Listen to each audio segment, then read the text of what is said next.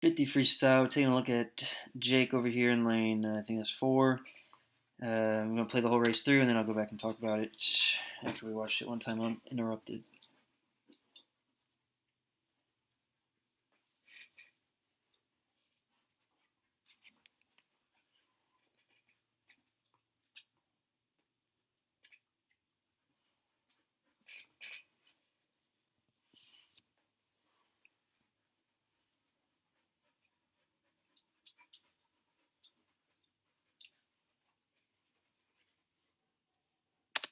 All right, so 24.0, about a second and a half off your best time. A little slower than you've been going at Dillmead so far this season, but I think that's all right.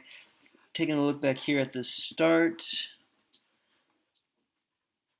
All right. Okay, so starters has you take your mark here. You have good, I mean, it's not great angle to see it, but you have, it seems like good feet position.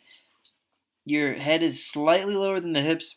I'd like to see you get a little more extension out of the legs so your hips are higher than your head by a notable amount.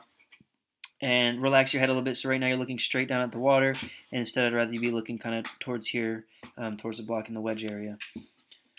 It's not a great angle to see how you actually hit the water. I really want to see if that foot drops.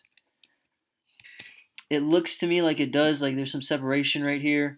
So we still got to continue to work on keeping those feet together on the entrance. Nice aggressive breakout and breathe on the start. Let's take a look at the turn here.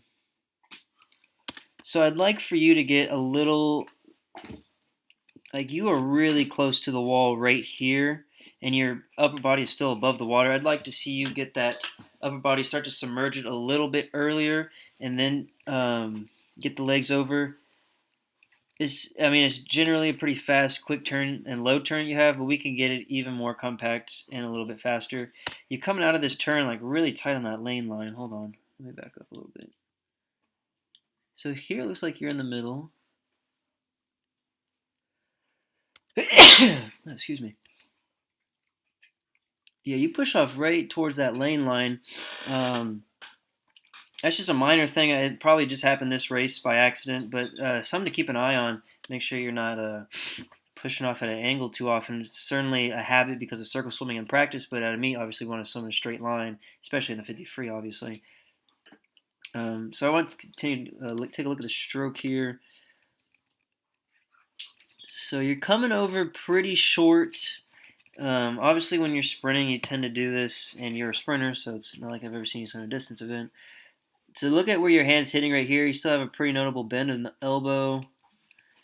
Same thing here. So whenever you are hitting the water like this, you now have to fight the water all the way to the full extension in front of you, and then from there you're pulling. Obviously, not obviously, but you have a pretty good pull, and you keep a nice strong kick through the whole race.